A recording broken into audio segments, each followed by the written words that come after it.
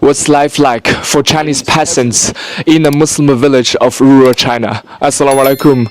I was shocked that the vice president of great country called us Chinese peasants. We borrow money from Chinese peasants to buy the things those Chinese peasants manufacture. It's not AI, it's real. And I suppose the peasant is similar like the farmer. Right now, I'm in the rural area of Yunnan, China. So let's see how's the life here. Let's start the day with the morning fajr in the Asian masjid from Qing dynasty.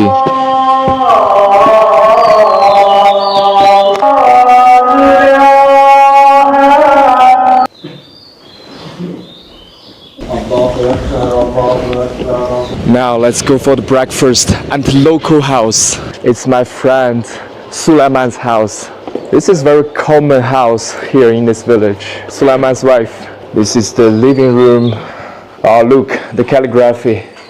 念礼斋课朝. This is 5 pillars of Islam in Chinese. Quran in Chinese translation. And pu'er tea. This tree made with the pu'er tea. Cowbell. This is typical breakfast here in Yunnan. This is the minced beef. And this one is the fermented beef. Similar process like the dry-aged beef. Here they called 牛干巴. And also the rice noodle. Wow. Mouth-watering. We put some pickled vegetables, wild mushrooms, a bit of chili. This is the Sichuan pepper oil and garlic. Wow, so good. Bismillah. Dry-aged beef. Bit salty and has that kind of fermented flavor. This is the gumbong beef. Wow, this is my favorite. Bao. Let's see what's inside. Bismillah. Wow. It's the potato. This is local blueberry, freshly picked from the mountain yesterday. The blueberry in Yunnan is so good. Now it's the tea time and brother Sulaiman's studio. Which tea we should drink? This one is around $300 for 1 kilo. This one like $500 and $700. This one $1,000. And this one is most expensive one. $500 or $5,000, you know, from the Asian tree.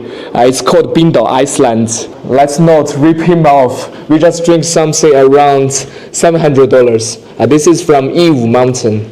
Pour the hot water in. Just 5 seconds.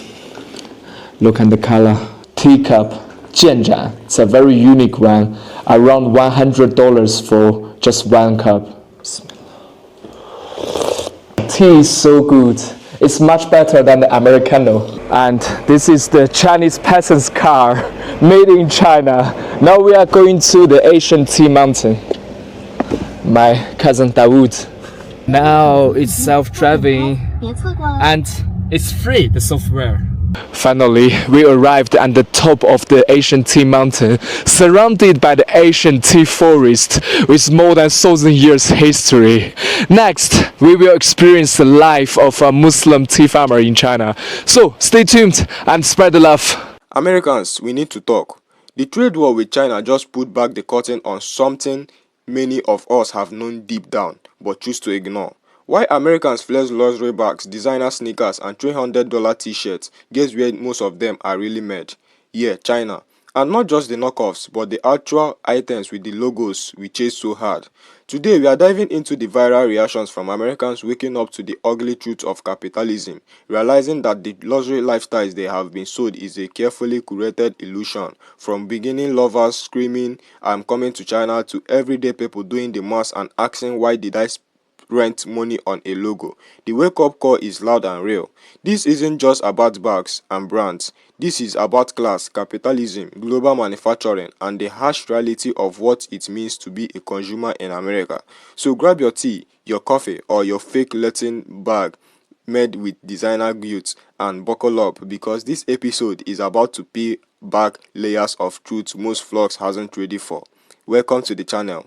Let's get into it. Who are the suppliers behind Salomon, Timberland, New Balance, Adidas, Nike, la, la, la, la. First, Baocheng Factory, one of the world's largest OEM sports shoe manufacturer. It is like a Foxconn in the shoemaking industry. During its heyday, it has over 100,000 employees in just one of its factories in Dongguan. What even surprised me is that it owned an independent brand called YY Sports. It's like a distributor for sports shoes like Nike and Adidas, same as like Locker in America and JD Sports in England. So I'm guessing it's safe to say that China is currently winning this trade war. And all y'all motherfuckers that be on here when I was talking about reps and retail are the same fucking thing because they're coming from the same fucking place out there in China. Y'all thought I was crazy. Y'all said I was making shit up. See all those fake talking points that we've been using since the Cold War, about child labor, sweat. They don't do that shit. That's not how shit work over there. It's not. But, good old American propaganda, American exceptionalism. We just think we're the best over here. The whole time, we really the ones living in sweatshop. And it all got exposed to the average American when they did this TikTok shutdown. And everybody flocked to Red App. And we saw how bad we were living in poverty over here. They got high-speed rails, affordable clothes, affordable fucking food. You know what I'm saying? The affordable housing. Whole time, we over here struggling in the slums. Then we over here going band for band on this trade shit. And we losing. Because they've been doing it. They've been preparing for this moment for decades, bro. They've been aligning themselves with the global south to replace our American consumerism so they could take the brunt of this bullshit, and it's working. They're literally flying goods into Vietnam in order to avoid the tariffs because and they're getting their goods brought into Vietnam and then flying them from there to China to avoid some of that tariff shit. They have the logistical supply chain and manufacturing means to take the brunt of this shit and come out on the positive end of what we can know. So America's been, bullying people for the longest. It's not working right now. Then look what they did with I Show Speed. That's how they're getting the younger generation to see like, okay, we're not that bad. They got I Show Speed to come out there to China and basically give them free promotion for like about 10 days. I think he used that 10-day visa-free shopping thing that they're offering, people to come out there and just buy stuff and see China. So we're losing socially, we're losing culturally, we're losing economically. The last thing that you can do is go to war. I'm telling you, it's coming, bro. They've literally eradicated poverty, damn near. I think 90% of their population is in the middle class. But then you got Americans that'll say oh, well, middle class for them is like $15,000 a year. Yeah, but when their rent is like $200, you know what I'm saying? Their food is like $1. Like, what are we really doing here? You know what I'm saying? They can live a comfortable middle class life on $17,000 to $43,000 out there. Meanwhile, you got people in America making well over 6 figures and live paycheck to paycheck. See, but that's what happens when you have unchecked capitalism and you allow corporate entities and CEOs to take over and, basically suck everything dry from the middle class, aka Reagan. This is when all it started, Reagan. Meanwhile, in China, their focus is the people. This is not vouching for them or any of that. It's just noticing the stark difference in between letting corporate greed and the dollar run a country versus people who care and understand the importance of supporting the people to get what you want. You see this whole trade war with China and America and how China is basically exposing all these luxury brands. Why are we acting surprised? Oh my God, I never knew it cost $100 to make designer items. Wake up and smell the flipping coffee. Do you not know what capitalism is? We're all victims of capitalism. It's just that certain people sit on the furthest ends of the spectrum. The reason we buy anything in this life is for the brand, is for the logo. Let me break it down. If you saw a jacket that looked just like a Moncler, the exact same quality, the exact same stitching, the exact same manufacturer, but it didn't have the logo, would you still buy it?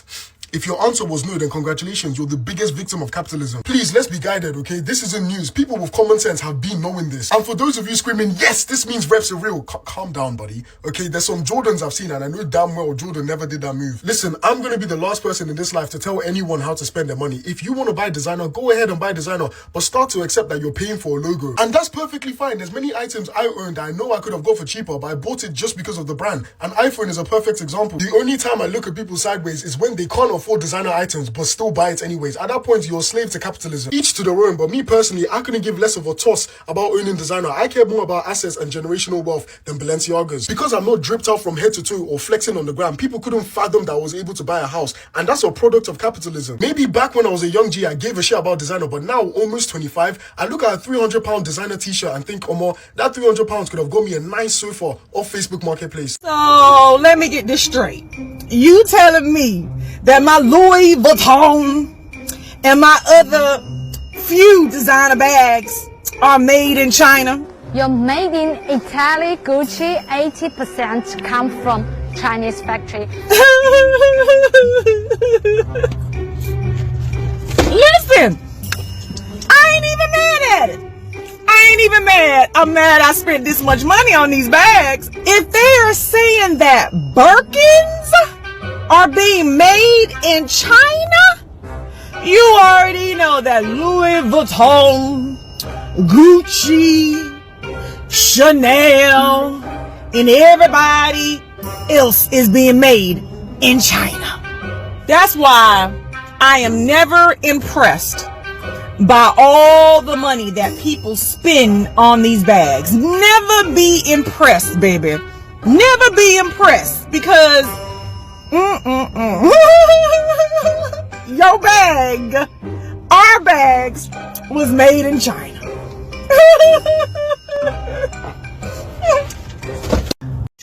I am about to crash out. Seriously, I'm crashing out. China, they on our ass. Let me tell you something. Y'all see all these damn bags that I have? Okay? These are the bags they're talking about.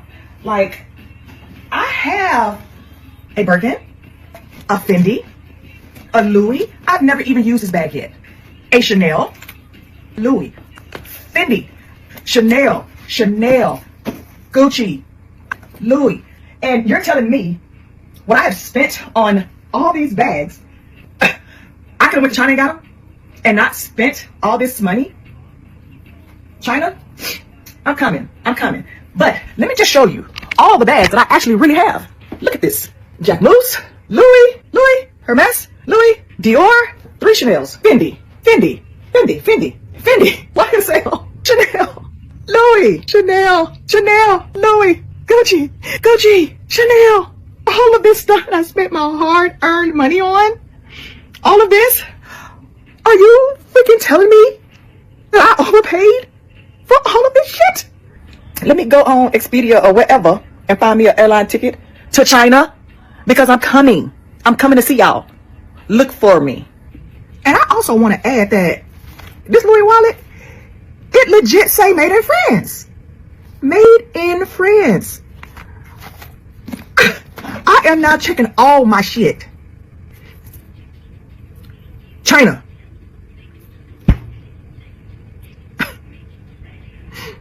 I'm coming.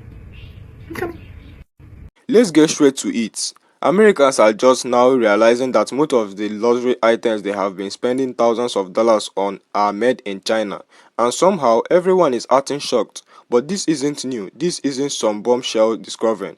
It's just that now, with TikTok, viral videos, and open information pipeline, people are finally starting to see the blueprint. You bought that Louis Vuitton bag because of the name, not because it was crafted in a hidden Parisian atelier by a 19-year-old French artisan. You paid thousands for that Gucci t-shirt not because the cotton was handpicked in Egypt, but because the logo hits different. And here's the kicker. It's all made in the same types of factories in China where reps or replicas are being made too. Some of them even on the same product lines. And don't get it twisted. This isn't about dragging designer lovers. This is a commentary on capitalism, consumerism, and the illusion of exclusivity. We were all taught that paying more meant getting more. But the truth is, you are paying for a feeling, a status, a logo. And the people at the top of these companies know that. Let's break it down. If 2 jackets are identical in fabric, stitches, fit, and durability, but one has molecular badge and the other doesn't, most people will still go for the more clear. Why? Because that logo tells the world something. It says I have made it. It says I am different. But here's the question. Are you actually buying quality, or are you just renting status? And now that this whole trade tension between the US and China is dragging all this to the surface, it's wild to see how many people are just now connecting the dots. People pulling out their beginning collection, their Louis Colucci's, their Chanel wallet, realizing these things they thought were exclusive might just be coming from the same factory line as the so-called fakes. And here's the most important part. They doesn't mean your bag is worthless. It means you were sold an image, you were sold an identity, the product that is secondary. Meanwhile, China has mastered the game. They have spent decades building a manufacturing empire while the West mocked them for being the factory of the world. But guess what? That factory now controls the supply chain, dominates logistics, and is beating America at its own game. Americans are sourced to China for cheap labor, and China used that opportunity to learn, grow, and now innovate. Okay, you think that TikTok ban was only about data? No, it's part of a bigger picture. Because when TikTok showed the real life of Chinese citizens, the bullet trains, the clean cities, the affordable goods and public health care, suddenly the American dream started looking more like an overpriced subscription plan, and it made a lot of people uncomfortable. Let's talk about these viral videos. People showing off their designer collection in disbelief. One woman literally said, "I'm booking a flight to China," like she just discovered that Santa wasn't real. Another person pulled out wallet after wallet, Chanel, Fendi, Louis, screaming about how they were duped. But let me ask this, were you duped or did you choose the delusion? Because capitalism works best when consumers believe they are in control, but you were never buying luxury for functionality, you were buying identity, class, and most importantly, separation. And now that people are realizing the separation was fake, that the bag you bought for $3,000 might have cost $70 to make, it stinks. Not because it's fake, but because it means your entire consumer identity might have been. And let's not forget, America's propaganda machine has been running since the Cold War, pushing the narrative that Chinese manufacturing is tied to sweatshops, child labor, and unsafe conditions. But if you actually dig into it, many of the most advanced production facilities are in China. Robotic, precious engineering, mass-scale output, China not behind. They are ahead. We have just been told otherwise to feel superior. Meanwhile, here in America, people are working 2 or 3 jobs, struggling to afford rent, healthcare, and food, while spending thousands on a bag to look like they hasn't struggling. That is capitalism, greatest trick. It convinces you to look rich instead of being rich. It keeps you buying status symbols while real wealth passes you by. And when you really zoom out, you will see the shifts. China isn't just making your bags, they are realigning with the global south. They are building alliances, creating trade partnerships, bypassing American tariffs by routing through Vuitton and other countries. And while America is trying to flex with sensation and bans, China is expanding their influence in silence, in logistics, and infrastructure. They are playing chess, we are playing checkers. So what is the takeaway? It's not to shame people who buy designers. Buy what makes you happy, but at least be honest about why you are buying it, because once you know the truth, you are no longer just a consumer, you are informed, and that means you get to decide, am I buying for quality or am I just funding the illusion? Me, I'm choosing assets over artistics. I will buy the suit on Facebook plus marketplace if it fits right. I will spend on something that builds generational wealth, because I have realized that most of this game is smoke and mirrors, and the sooner you see it through it, the sooner you stop trying to flex for people who don't even care. Thanks for watching.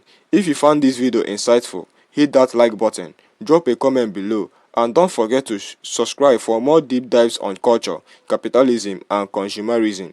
Until next time, stay smart, stay grounded, and remember, logos fade, but wisdom lasts forever. Peace.